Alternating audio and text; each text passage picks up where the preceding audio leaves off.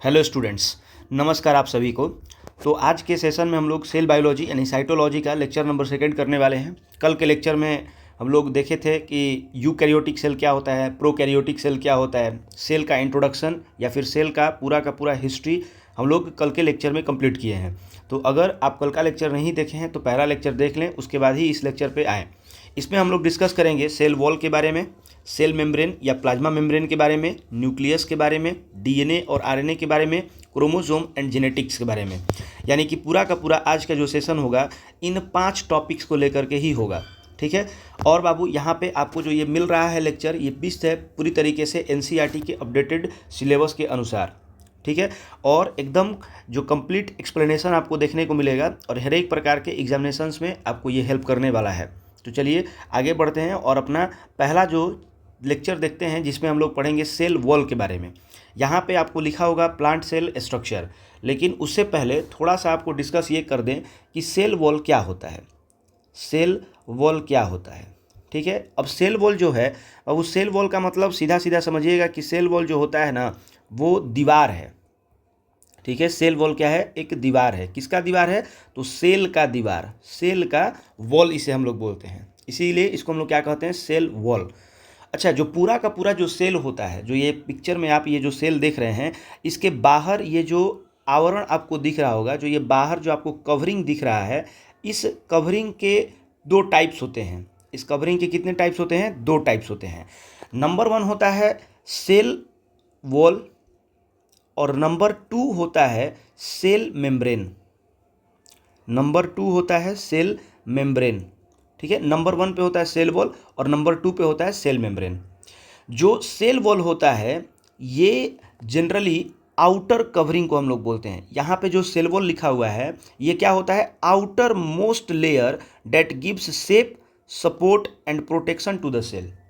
यानी कि cell wall हमेशा सेल के सबसे बाहरी संरचना में से एक होता है, जो हमें क्या कर देता है? तो शेप देने का काम करेगा, सपोर्ट देने का काम करेगा और सेल को प्रोटेक्ट करने का काम करता है। सेल को प्रोटेक्ट करने का काम करेगा, ये आपका जो सेल वॉल का काम होता है। उसके बाद अगला आता है सेल मेम्ब्रेन। तो सेल मेम्ब्रेन जो होता है, सेल वॉल के जस्ट बाद में आने वाली जो लाइन होती है, जस्ट बाद में लाने वाली जो प्रॉब्लम होती है, प्रॉब्लम बोल रहे हैं, आने वाली जो लाइन होती है उसको हम लोग क्या बोलते हैं? सेल मेम्ब्रेन बोलते हैं। लेकिन उससे पहले, आगे बढ़ने से पहले हम लोग सेल वॉल के बारे में सारा कुछ डिस्कस कर लेते हैं कि सेल वॉल किस तरीके से, सेल वॉल के बारे में एग्जामिनेशंस में किस किस पॉइंट से क्वेश्चन बनता है और क्या क्या क्वेश्चन बनाए जाते हैं। ठीक है। तो उसको एक बार आप लोग लिख लेंगे कि सेल वॉल से क्या क्या क्वेश्चन बनाए जाते हैं। देखिए, नंबर 1 में सेल वॉल जो होता है, इस सेल वॉल से आपको क्या मिलेगा क्वेश्चन में? तो सबसे पहले पूछा जाता है कि सेल वॉल का डिस्कवरी किसने किया था? तो वो इसके डिस्कवरी करने वाले व्यक्ति का नाम था रॉबर्ट हुक। ठीक है। और ये आउटर लेयर होता है। ठीक है। ये outer layer of the cell, ये सेल का बाहरी लेयर कहलाता है। और अगर बात करेंगे बैक्टीरियल सेल में, बैक्टीरियल सेल की अगर बात करेंगे तो क्या ये बैक्टीरियल सेल में जो प्रेजेंट होता है? तो आप बोलेंगे यस सर, ये सेल वॉल बैक्टीरियल सेल में प्रेजेंट होता है। प्लांट सेल में क्या ये सेल वॉल प्रेजेंट होगा? प्लांट सेल में तो हाँ सर, ये प्रेजेंट होगा। एल्गी सेल में क्या ये प्रेजेंट होगा? एल्गी सेल में क्या ये प्रेजेंट होगा? तो यस सर, हम बोलेंगे कि हाँ, सेल वॉल जो है एल्गी सेल में भी प्रेजेंट होगा। अगर हम बात करेंगे कि क्या ये फंगी के सेल में प्रेजेंट होगा? फंगी के सेल में प्रेजेंट होगा, तो हाँ, उसमें भी प्रेजेंट होता है। एनिमल सेल की अगर बात करेंगे, ये ध्यान रखना है कि एनिमल सेल में या फिर ह्यूमन के सेल में, ह्यूमन के सेल में जो सेल वॉल होता है ये प्रेजेंट नहीं होता है, ये अब्सेंट होता है। ठीक है। आपको ये वाला एग्जाम में पॉइंट पूछा जाता है कि 4 ऑप्शन देगा और चारों ऑप्शन में से पूछेगा कि कौन सा ऐसा निम्नलिखित में से ऑप्शन है जिसमें सेल वॉल प्रेजेंट नहीं होता है। तो एनिमल सेल और ह्यूमन सेल, इनमें कभी भी सेल वॉल प्रेजेंट नहीं होता है, इस बात को ध्यान रखेंगे। ठीक है। इसके फंक्शंस की अगर बात करेंगे, सेल वॉल के अगर हम लोग फंक्शंस की बात करें कि सेल वॉल का फंक्शन क्या है, तो ये हमें यहाँ क्या देता है? पहला तो शेप देने का काम करेगा, साइज देने का काम करता है, सपोर्ट देने का काम करता है और सेल को प्रोटेक्ट करने का काम करता है। ये इसका पूरा का पूरा क्या है? फंक्शन है सेल वॉल का। ठीक है, ये आपको दिमाग में रखना होगा। अगले टॉपिक पे आते हैं जिसका नाम है बाबू सेल मेम्ब्रेन। और सेल मेम्ब्रेन या फिर इसी का जो दूसरा नाम होता है that is called plasma membrane. इसी का जो दूसरा नाम होता है इसको हम लोग बोलते हैं प्लाज्मा मेम्ब्रेन। ठीक है, अब सेल मेम्ब्रेन या प्लाज्मा मेम्ब्रेन क्या है? तो सेल के अंदर में समझिएगा, जो सेल के जो अंदर वाला पार्ट आपको दिख रहा है, देखिए ये वाला जो पार्ट है ये सेल है, जो आउटर लेयरिंग है। अब सेल के अंदर वाला जो ये वाला आपको पार्ट दिख रहा है, ये वाला पार्ट, ये आपका कहलाता है सेल मेम्ब्रेन। ठीक है, और इसको हम लोग इनर मेम्ब्रेन भी बोलते हैं। क्या बोलते हैं? Inner membrane. Inner membrane of plant cell. Plant cell का इनर मेम्ब्रेन इसे कहा जाता है। ठीक है, और ये आउटर मेम्ब्रेन कहलाएगा। ये क्या कहलाता है? Outer membrane. Outer membrane of, है ना, एनिमल सेल। एनिमल सेल में आप अभी पढ़े हैं कि एनिमल सेल में सेल वॉल तो नहीं होता है, लेकिन एनिमल सेल में जब सेल वॉल नहीं होगा तो इसका आउटर मेम्ब्रेन यही हो जाता है। सबसे पहली परत सेल की जो होगी वो बाहर से यही आपको मिलेगा, क्या? सेल मेम्ब्रेन मिलेगा। ये बाई लेयर स्ट्रक्चर होता है। सेल मेम्ब्रेन जो होता है ना, ये बाई लेयर स्ट्रक्चर होता है। बाई लेयर स्ट्रक्चर, ठीक है, बाई लेयर्ड स्ट्रक्चर होता है। बाई लेयर स्ट्रक्चर कहने का मतलब ये दो स्ट्रक्चर से बटे होते हैं। पहला होता है हेड पार्ट और दूसरा होता है, इसको हम लोग बोलते हैं टेल पार्ट। पहला को हेड पार्ट और दूसरे को टेल पार्ट बोलते हैं। अब जो हेड पार्ट जो होता है, हेड पार्ट, ये होता है हाइड्रोफिलिक। ये होता है हाइड्रोफिलिक। अब हाइड्रोफिलिक का मतलब क्या होता है? जो पानी के साथ में आता है, जो पानी के साथ में दोस्ती करने का काम करता है, डेट इज कॉल्ड हाइड्रोफिलिक। और ये जो आपका टेल पार्ट जो है ये हाइड्रोफोबिक होता है। और हाइड्रोफोबिक का मतलब समझ रहे हैं? हाइड्रोफोबिक मतलब पानी से दूर भागता है। आया बात समझ में? चलिए सेल मेम्ब्रेन के थोड़ा सा नेचर के बारे में बात करते हैं कि सेल मेम्ब्रेन का नेचर कैसा होता है। हम लोग सेल मेम्ब्रेन के नेचर के बारे में बात कर लेते हैं कि सेल मेम्ब्रेन का जो नेचर है वो किस तरीके का होगा। तो बाबू थोड़ा सा ध्यान रखेंगे कि सेल मेम्ब्रेन जो होता है ना, सेमी परमिएबल मेम्ब्रेन है। इसको हम लोग बोलते हैं सेमी परमिएबल मेम्ब्रेन बोलते हैं। सेमी परमिएबल मेम्ब्रेन बोलेंगे। ठीक है, दिमाग में बैठा लेना होगा बात। यानी कि सेमी परमिएबल का मतलब क्या है? ये सेलेक्टिव पार्टिकल्स को ही सेल के अंदर जाने देगा। ठीक है, जो इसे लगेगा कि नहीं वो हमारे सेल के लिए बहुत ज़्यादा अच्छा होगा, माने हमारे सेल के लिए वो एक फ्रेंडली तौर पे काम करेगा, तो ये क्या करता है? उन्हीं मटेरियल्स को, उन्हीं पार्टिकल को सेल के अंदर जाने देता है। ठीक, यानी कि हम बोल सकते हैं कि ये रेगुलेट करने का काम करेगा। क्या? Movement of molecules. Movement of molecules inside the cell, inside to outside, या फिर outside to inside. Outside to inside. ठीक है, यानी कहने का मतलब ये सेल को क्या करता है कि पूरे के पूरे बाहरी जो भी आपके पास में प्रोडक्ट होंगे, जो भी चीज़ें होंगी, उसको सेल के अंदर जाने का काम करेगा। और जो अंदर है, जो वेस्ट मटेरियल होगा, जो सेल में अब उसका कोई काम नहीं होगा, उसको बाहर लाने का काम करता है। तो ये पूरा का पूरा हम लोग नेचर पढ़ते हैं कि बाबू ये सेल मेम्ब्रेन इसी तरीके का काम करेगा। ठीक है, अच्छा, इसके लिए एक मॉडल भी दिया गया था। सेल मेम्ब्रेन को लेकर के एक मॉडल भी दिया गया था, और उस मॉडल को हम लोग बोलते हैं क्या चीज़? उस मॉडल को हम लोग बोलते हैं, तो आंसर याद करेंगे, इस मॉडल को कहा जाता है फ्लूइड मोज़ेइक मॉडल। फ्लूइड मोज़ेइक मॉडल एक दिया गया था, और ये फ्लूइड मोज़ेइक जो मॉडल है ये किसके द्वारा दिया गया था? तो ये दिया गया था सिंगर एंड निकोलसन के द्वारा। सिंगर एंड निकोलसन के द्वारा दिया गया था। अब ये सिंगर एंड निकोलसन ने क्या काम किया? तो भाई साहब ये फ्लूइड मोज़ेइक मॉडल ये बताता था कि हम लोग इसके सेल मेम्ब्रेन के स्ट्रक्चर को और उसके काम को, उसके फंक्शंस को अच्छे तरीके से समझ लें। इसी चीज़ को पता करने के लिए सिंगर और निकोलसन के द्वारा जो फ्लूइड मोज़ेइक मॉडल दिया गया था। आ रहा बात समझ में? चलिए यहाँ तक आपको पूरी की पूरी जो है सेल वॉल के बारे में, सेल मेम्ब्रेन के बारे में आप लोगों को पूरी की पूरी समझ हो चुकी होगी। ठीक है, तो देखिए यहाँ पर अगर आप देखेंगे कि प्लांट सेल और एनिमल सेल में सर डिफरेंस क्या होता है, तो प्लांट सेल और एनिमल सेल में डिफरेंस क्या होता है? देखिए प्लांट सेल में आपको सेल वॉल देखने को मिलेगा, लेकिन एनिमल सेल में कहीं भी आपको सेल वॉल देखने को नहीं मिलेगा। ठीक है, यहाँ पे सेल मेम्ब्रेन दिखने को मिलेगा, यहाँ पे भी सेल मेम्ब्रेन देखने को मिलेगा, लेकिन प्लांट सेल में सेल मेम्ब्रेन दूसरे नंबर पे आता है, लेकिन प्लांट एनिमल सेल में सेल मेम्ब्रेन पहले नंबर पे आएगा। न्यूक्लियस यहाँ भी होगा, न्यूक्लियस यहाँ भी होगा, इसमें कोई चेंज नहीं होगा। आ रहा बात समझ में? तो हम लोग थोड़ा सा देख लेते हैं कि देखिए की फीचर्स ऑफ प्लांट सेल क्या है भाई साहब। इसमें सेल वॉल जो होता है ना प्रेजेंट होता है, ठीक। इसमें क्लोरोप्लास्ट प्रेजेंट होगा, इसमें वन लार्ज सेंट्रल वोक्यूल प्रेजेंट होगा और इसका शेप भी फिक्स होगा। एनिमल सेल में क्या होता है कि कोई भी सेल वॉल प्रेजेंट नहीं है, किसी भी प्रकार का इसमें क्लोरोप्लास्ट नहीं पाया जाता है। अब आगे बताएंगे कि क्लोरोप्लास्ट क्या होता है।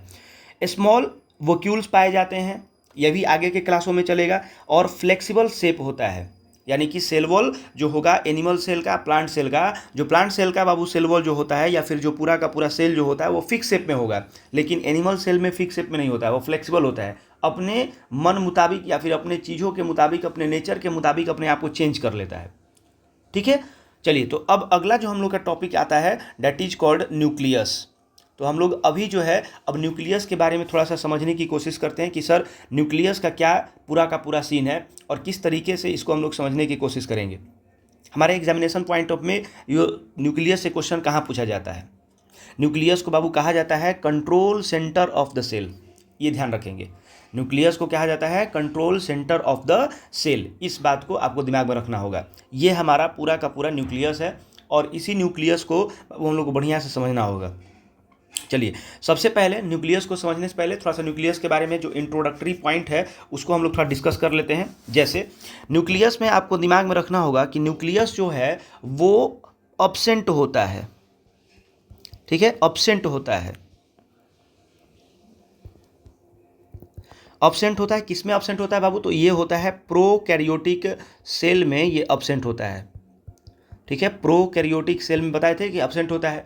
अगर प्रेजेंट रहेगा भी तो वो उतनी तरीके से वेल डिफाइंड तरीके से डेवलप नहीं होता है। ये प्रेजेंट रहेगा किसमें? ये प्रेजेंट रहता है किसमें? तो ये प्रेजेंट होता है यूकैरियोटिक सेल में। यूकैरियोटिक सेल में ये प्रेजेंट रहेगा और वेल डिफाइंड होगा। ठीक है, दिमाग में रखेंगे, वेल डिफाइंड होगा। स्टडी इसके बारे में अगर कोई पढ़ता है बाबू, ठीक है, ये थोड़ा सा अलग पॉइंट है, आपको वोकैबुलरी के हिसाब से भी याद रखना होगा। स्टडी ऑफ न्यूक्लियस क्या कहलाता है? अगर कोई व्यक्ति है जो न्यूक्लियस के बारे में पढ़ाई करता है तो उसे हम लोग क्या कहते हैं? काइरोलॉजी कहते हैं। काइरोलॉजी, इसको हम लोग काइरोलॉजी बोलते हैं। डिस्कवरी जो है वो सेल का किसने किया था? न्यूक्लियस का किसने किया था? तो इसका आंसर होगा बाबू रॉबर्ट ब्राउन। रॉबर्ट ब्राउन, ठीक है, रॉबर्ट ब्राउन साहब ने सेल न्यूक्लियस का खोज किया था।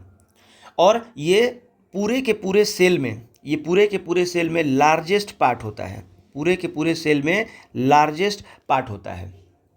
ठीक है, और एक चीज़ और ध्यान रखेंगे न्यूक्लियस के बारे में, तो बाबू इसे जो है controller manager of the cell कहा जाता है। कंट्रोलर जो पूरे के पूरे सेल को कंट्रोल करेगा, और manager of the cell, manager of the cell कहते हैं।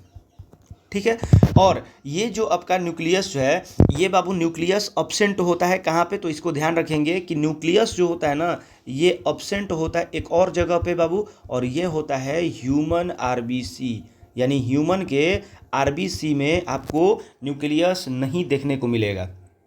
ठीक है, यानी कि जो ह्यूमन का रेड ब्लड सेल जो होता है उस रेड ब्लड सेल में जो न्यूक्लियस होता है वो अब्सेंट होता है। आ गया बात समझ में? अब हम लोग देखेंगे कि न्यूक्लियस जो है वो कितने न्यूक्लियस के पार्ट्स हैं। ठीक है, तो देखो न्यूक्लियस के टोटल जो है वो 4 पार्ट आपको दिखाई देंगे। सबसे जो बाहरी तरफ जो आ रहा है उसको हम लोग बोलते हैं बाबू, यहाँ पे लिखा हुआ है that is called nuclear membrane. सबसे जो बाहरी संरचना होती है that is called nuclear membrane. उसके बाद में आप देखेंगे यहाँ पे लिखा हुआ है न्यूक्लियोप्लाज्म। उसके बाद देखेंगे तो अगला होता है डेट इज कॉल्ड क्रोमैटिन, और चौथा होता है न्यूक्लियोलस। ठीक है, तो न्यूक्लियस के टोटल कितने पार्ट होते हैं? 4, यानी कि न्यूक्लियस को कितने भागों में बांटा गया है? 4 भागों में। पहला न्यूक्लियर मेम्ब्रेन, उसके बाद न्यूक्लियोप्लाज्म, उसके बाद क्रोमैटिन, उसके बाद न्यूक्लियोलस। ये टोटल 4 मेन पार्ट होते हैं न्यूक्लियस के। आ रहा बात समझ में? तो सबसे पहले थोड़ा सा हम लोग न्यूक्लियर मेम्ब्रेन के बारे में डिस्कस करते हैं कि सर न्यूक्लियर मेम्ब्रेन क्या है, किस तरीके से काम करता है और ये क्या चीज़ होता है। देखो न्यूक्लियर मेम्ब्रेन के बारे में एक चीज़ आप ध्यान में रखिएगा, ध्यान में, न्यूक्लियर मेम्ब्रेन जो होता है ये लिपोप्रोटीन का बना होता है। किसका? लिपोप्रोटीन। ठीक है, जो न्यूक्लियर मेम्ब्रेन है वो लिपोप्रोटीन का बना होता है और ये क्या करता है, न्यूक्लियस को प्रोटेक्ट करने का काम करेगा। न्यूक्लियस को प्रोटेक्ट करने का काम करता है। अरे बात समझ में? अब भाई साहब ये जो आपको लिखा हुआ है कि nuclear is enclosed bye double membrane called nuclear envelope, आपको यहाँ पे दिख रहा होगा कि एक डबल मेम्ब्रेन आपको है और इस डबल मेम्ब्रेन से ही पूरा का पूरा न्यूक्लियस जो है वो इनक्लोज होता है। करा कि it has pore to regulate the movement of material between the nucleus and cytoplasm, यानी कि पूरे के पूरे सेल में जो साइटोप्लाज्म है और न्यूक्लियस के बीच में जो चीज़ों का आदान प्रदान होगा, यानी कि जो मूवमेंट होगा उसको रेगुलेट करने का काम करता है, जो कि कौन? न्यूक्लियर मेम्ब्रेन काम करेगा। ठीक है, जो वहाँ पे सेल के लिए काम कर रहा था सेल मेम्ब्रेन, यहाँ पे कौन काम करेगा उसके लिए? न्यूक्लियस के लिए न्यूक्लियर मेम्ब्रेन काम करेगा। अगला हम लोग बात करते हैं बाबू न्यूक्लियोप्लाज्म का। तो न्यूक्लियोप्लाज्म क्या है? एक फ्लूइड लाइक मैट्रिक्स है जो कि इनसाइड द न्यूक्लियस यानी कि न्यूक्लियस के अंदर पाया जाता है और इसमें एंजाइम होता है, इसमें प्रोटीन होता है, इसमें न्यूक्लियोटाइड्स होता है और अदर बहुत सारे सबस्टांस होते हैं और ये न्यूक्लियस को क्या करता है? सपोर्ट करने का काम करेगा, उसके फंक्शंस को देखेगा। और एक चीज़ आपको दिमाग में रखना होगा, जो पेपर में पूछता है वो पूछता है कि इसमें आरएनए होता है और प्रोटीन होता है, यानी कि जो आपका न्यूक्लियोप्लाज्म है उसमें क्या होगा? आरएनए होगा और प्रोटीन होगा। आरएनए का मतलब क्या होता है? Ribo nucleic acid. आरएनए का फुल फॉर्म होता है राइबो न्यूक्लिक एसिड। ठीक है, आरएनए का फुल फॉर्म क्या होगा? Ribo nucleic acid. ठीक है, अब जो अपना अगला है डेट इज कॉल्ड जो क्रोमैटिन। तो क्रोमैटिन के बारे में बताया जाता है कि ये क्या है? एक थ्रेड लाइक स्ट्रक्चर है। किसका? डीएनए का। थ्रेड लाइक स्ट्रक्चर है किसका? डीएनए का। और ये काम करता है एंड हिस्टोन प्रोटीन। क्या लिखा है? Histone protein. कह कि it carries genetic information. Genetic information का मतलब जो हम लोग अपने पेरेंट्स से बच्चों में जो जाता है उस प्रकार के इन्फॉर्मेशन को ये कैरी करता है, इसको हम लोग जेनेटिक इन्फॉर्मेशन बोलते हैं। और condense to form chromosome during a cell division. और जब सेल डिवीजन होता है तो उसमें क्या करता है? क्रोमोजोम को बढ़िया से कंडेंस करने का काम करेगा। यानी कि सिंपल भाषा में हम इसको बोल सकते हैं क्रोमैटिन को कि सर ये जो होता है ये थ्रेड लाइक स्ट्रक्चर है, थ्रेड लाइक स्ट्रक्चर है। और क्या है? इसमें डीएनए और क्रोमोजोम पाए जाते हैं। इसमें क्या पाए जाते हैं? डीएनए और क्रोमोजोम पाए जाते हैं। आप लोग अच्छे से नोट्स बनाइएगा बाबू। Notes is most important for your quick revision from before the examination. ठीक है, चलिए आगे की ओर बात करते हैं बाबू। अगला न्यूक्लियोलस के बारे में कि सर न्यूक्लियोलस क्या है, और इसके बारे में थोड़ा सा डिस्कस कर लेते हैं कि न्यूक्लियोलस क्या है। ठीक है, देखो न्यूक्लियोलस जो है ये न्यूक्लियोलस डार्क पर्पल स्पॉट है। यहाँ पे आपको दिख रहा होगा ये डार्क पर्पल कलर का एक स्पॉट होता है। इसका कलर भी याद रखेंगे, ये डार्क पर्पल कलर का स्पॉट होता है और विजिबल ये सिर्फ उसी समय दिखाई देगा जब सेल डिवीजन होगा। जब सेल डिवीजन होगा ये उसी समय दिखाई देता है, उससे पहले आपको कभी भी दिखाई नहीं देगा। यहां पे देख लेते हैं कि लिखा हुआ है dense spherical structure inside the nucleus. एक बहुत डेंस घना होता है, स्फेरिकल स्ट्रक्चर का होता है और न्यूक्लियस के अंदर पाया जाता है। और ये रिस्पॉन्सिबल होता है किस लिए? Synthesis of ribosomal RNA. जो राइबोसोमल आरएनए होता है उसको सिंथेसिस करने के लिए, यानी कि हम लोग उसको आरएनए भी बोलते हैं, इसके लिए ये बहुत ज़्यादा इंपॉर्टेंट हो जाता है। ठीक है, तो ये पूरा का पूरा न्यूक्लियस के 4 भाग होते हैं और चारों भागों में मैंने आपको सब कुछ बता दिया कि न्यूक्लियर मेम्ब्रेन सबसे पहले, न्यूक्लियोप्लाज्म, ठीक है, उसके बाद क्रोमैटिन, उसके बाद न्यूक्लियोलस। सारा का सारा पॉइंट इसमें डिस्कस हो गया। अब हम लोग अगले टॉपिक को डिस्कस करते हैं, डेट इज कॉल्ड कि न्यूक्लियस में हमारे पास में 2 प्रकार के न्यूक्लिक एसिड पाए जाते हैं। इसको मैं मिटा दूं, ठीक है, इसको मैं थोड़ा सा मिटा देता हूं ताकि मैं अच्छे से समझा सकूं। ठीक है, देखिए हमारे न्यूक्लियस में क्या होता है ना कि 2 प्रकार के क्या होते हैं, 2 प्रकार के न्यूक्लिक एसिड पाए जाते हैं। ठीक है, 2 प्रकार के न्यूक्लिक एसिड हमारे पूरे के पूरे न्यूक्लियस में पाया जाता है, ये आपको पता होना चाहिए। पहला होता है बाबू डीएनए और दूसरा होता है आरएनए। इसका फुल फॉर्म पता होना चाहिए। डीएनए का फुल फॉर्म होता है डीऑक्सी राइबो न्यूक्लिक एसिड। और आरएनए का होता है राइबो न्यूक्लिक एसिड। एग्जामिनेशन में सबसे डीएनए और आरएनए से जो सिंपल क्वेश्चन बनता है यही पूछा जाता है कि इसका फुल फॉर्म बता दीजिए। तो डीएनए का फुल फॉर्म होता है deoxy ribo nucleic acid, RNA का फुल फॉर्म होता है राइबो न्यूक्लिक एसिड। आ रहा बात समझ में? अब भाई साहब जो दोनों होते हैं, ये जो डीएनए और आरएनए ये दोनों होते हैं, ये किसके बने होते हैं? तो ये बने होते हैं पॉली न्यूक्लियोटाइड का। ये बने होते हैं पॉली न्यूक्लियोटाइड्स का बने होते हैं। ठीक है, तो आइए एक एक करके हम लोग थोड़ा डीएनए के बारे में डिस्कस करते हैं और आरएनए के बारे में डिस्कस करते हैं। देखो मैं यहाँ पे लिख रहा हूँ, उसे मिटा दे रहा हूँ, आप लोग इसे अच्छे से नोट्स बनाते रहिएगा स्क्रीनशॉट लेकर के। अगर आपको स्पीड कम लगे तो आप स्पीड यूट्यूब के फीचर्स में जा करके उसे एनहेंस कर सकते हैं, बढ़ा सकते हैं। ठीक है, देखो डीएनए जो होता है ना, डीएनए बाबू दिमाग में रखिएगा, इसको हम लोग बोलते हैं, अभी आप लोग को हम बताएं कि डीएनए जो होता है डीऑक्सी राइबो न्यूक्लिक एसिड इसको बोलते हैं। तो ये बना किससे होता है? तो ये बना होता है राइबोज शुगर से। ठीक है, ये किससे बना होता है? राइबोज शुगर से बना होता है। डीएनए जो होता है ये राइबोज शुगर से बना होता है। चलिए यहाँ पे ही डिस्कस कर लेते हैं, फिर आगे हम लोग डिस्कस करेंगे। चलिए यहाँ पे सबसे पहले देख लो, एक न्यू पेज पे इसको देख लेते हैं और तब जा करके हम लोग समझेंगे बढ़िया से। देखो जो डीएनए है वर्सेस आरएनए, ठीक है, डीएनए वर्सेस आरएनए। अब बाबू डीएनए वर्सेस आरएनए में जो सबसे पहला चीज आपको याद करना होगा, ये दोनों क्या है? ये दोनों जो है ना जेनेटिक मटेरियल है। ये क्या है? Genetic material. सॉरी, डीएनए को हम लोग क्या बोलते हैं? जेनेटिक मटेरियल बोलते हैं। यानी कि हमारे पेरेंट्स से बच्चों में जो भी इंफॉर्मेशंस जाते हैं, जो भी कैरेक्टरिस्टिक्स जाते हैं, इन्हीं प्रकार की चीज़ों को हम लोग क्या कहते हैं? जेनेटिक मटेरियल बोलते हैं। ठीक है, तो जेनेटिक मटेरियल है, ये बात आपको समझ में आ गया। और इसका जो फुल फॉर्म आपको अभी हम बताए हैं कि इसका जो फुल फॉर्म होता है ये क्या होता है? डीऑक्सी राइबोज शुगर होता है। अरे बात समझ में? और बाबू ये डबल हेलिक्स स्ट्रक्चर का होता है। ठीक है, ये डबल हेलिक्स स्ट्रक्चर का होता है। डबल हेलिक्स स्ट्रक्चर का देखने को आपको मिलेगा। अब डबल हेलिक्स स्ट्रक्चर का मतलब क्या होता है बाबू? तो जो डबल हेलिक्स स्ट्रक्चर है ये इस तरीके के पूरे रेंज में आपको देखने को मिलते हैं। ये होता है डबल हेलिक्स। ये सिंगल हेलिक्स और ये दोनों मिल गए तो डबल हेलिक्स। और इसको सबसे पहले बार दिया किसने था इस डबल हेलिक्स को? तो बाबू इसको दिया था वाटसन एंड क्रिक के द्वारा दिया गया था। वाटसन एंड क्रिक के द्वारा जो ये डबल हेलिक्स स्ट्रक्चर है उसकी खोज की गई थी। और इसका साइट कहाँ पे है? ये कहाँ पे मिलता है बाबू आपको? तो इसका साइट जो होगा वो आपको न्यूक्लियस में देखने को मिलेगा। और कहाँ देखने को मिलता है? तो और हमें ये माइटोकॉन्ड्रिया में देखने को मिलता है। और कहाँ पे देखने को मिलेगा? तो ये हमें क्लोरोप्लास्ट में देखने को मिलता है। क्लोरोप्लास्ट में देखने को मिलता है।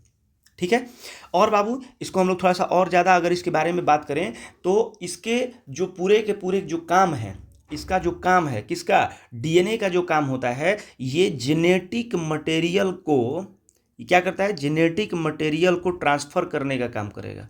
जेनेटिक मटेरियल को ट्रांसफ़र करने का काम करता है। ठीक है, और ये आरएनए से ज़्यादा स्टेबल होता है, इसलिए हम लोग लिखते हैं मोर स्टेबल। ये आरएनए से ज़्यादा स्टेबल होता है। आ रहा बात समझ में? चलिए अब उसके बाद में थोड़ा सा हम लोग आरएनए के बारे में डिस्कस करते हैं कि आरएनए क्या है। देखिए आरएनए जो है बाबू, आरएनए यानी कि इसका पहले फुल फॉर्म देख लो, राइबो न्यूक्लिक एसिड।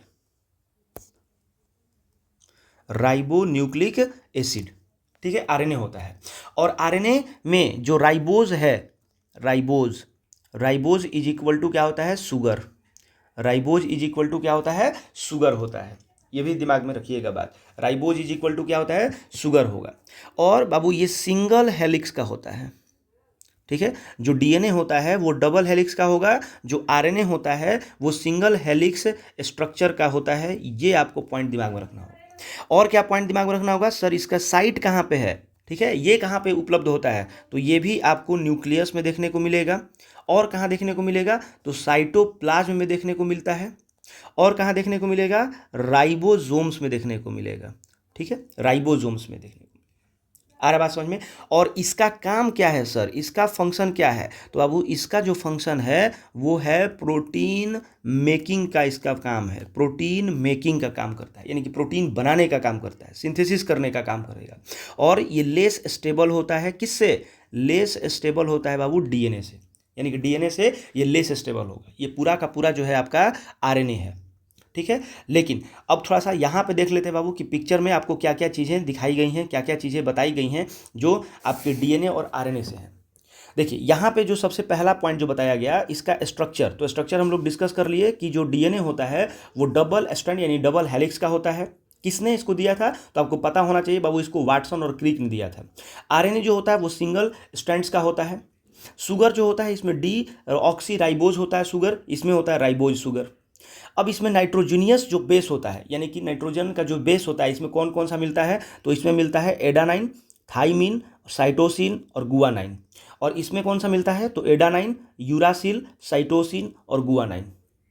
ठीक है, लोकेशन जो है ये न्यूक्लियस में पाया जाता है, माइटोकॉन्ड्रिया में पाया जाता है, क्लोरोप्लास्ट में पाया जाता है, ये डिस्कस कर लिए। न्यूक्लियस में ये आरएनए पाया जाएगा, साइटोप्लाज्म में पाया जाएगा, राइबोसोम्स में मिलेगा। इसका फंक्शन होता है स्टोर करने का, ट्रांसमिट करने का जेनेटिक इन्फॉर्मेशंस को। इसका काम होता है प्रोटीन को सिंथेसिस करने का। स्टेबिलिटी में देखें तो ये मोर स्टेबल है, ये लेस स्टेबल होता है। प्रोल इनका रोल हम लोग देखते हैं कि प्रोटीन सिंथेसिस में तो प्रोवाइड इंस्ट्रक्शन, यानी कि जीन को ये प्रोवाइड करता है, और ये बाबू क्या करता है आपका, सिंथेसिस में प्रोटीन को हेल्प करता है। ठीक है, ये पूरा का पूरा जो है आपको याद करना पड़ेगा, चीज़ों को समझना पड़ेगा, और तब जाकर पेपर में आंसर आप कर पाएंगे। समरी में क्या कहता है, सबसे पहला चीज़ बताया गया, जो न्यूक्लियस होता है control centre of the cell इसको बोलते हैं। ये सराउंड होता है double membrane with the pores. और जो न्यूक्लियोप्लाज्म होगा, क्रोमैटिन होगा, न्यूक्लियोलस होगा, ये इनके न्यूक्लियस के पार्ट हैं। और डीएनए जो होता है वो जेनेटिक इन्फॉर्मेशन को कंट्रोल करके रखेगा, स्टोर करके रखता है, जबकि आरएनए जो होता है ये इन्फॉर्मेशन को एक्सप्रेस करने का काम करेगा, प्रोटीन को सिंथेसिस करने का काम करता है। This is the role of DNA, sorry RNA. ठीक है, यहां तक पूरी तरीके से डीएनए और आरएनए के बारे में सब कुछ क्लियर हो चुका होगा। I hope you are well understand our lecture. Okay, आइए थोड़ा सा हम लोग देखते हैं और आगे कि क्या क्या और चीज़ें होती हैं बाबू। इसमें एक और डीएनए और आरएनए न्यूक्लियस में एक और टॉपिक आता है जिसका नाम है क्रोमोजोम्स। क्या नाम है उसका, क्रोमोजोम्स। और इस क्रोमोजोम्स को थोड़ा सा देख लेते हैं कि क्रोमोजोम्स का क्या हिस्ट्री है, किसने इसको खोजा था, क्या होता है क्रोमोजोम्स, तब आगे बढ़ते हैं। देखिए नंबर 1 पे बताया गया, जो क्रोमोजोम जो है बाबू ये फ्लेमिंग के द्वारा खोजा गया था। ठीक है, फ्लेमिंग एंड विल्डेयर 2 साइंटिस्ट थे, इन्हीं के द्वारा जो है क्रोमोसोम की खोज की गई थी।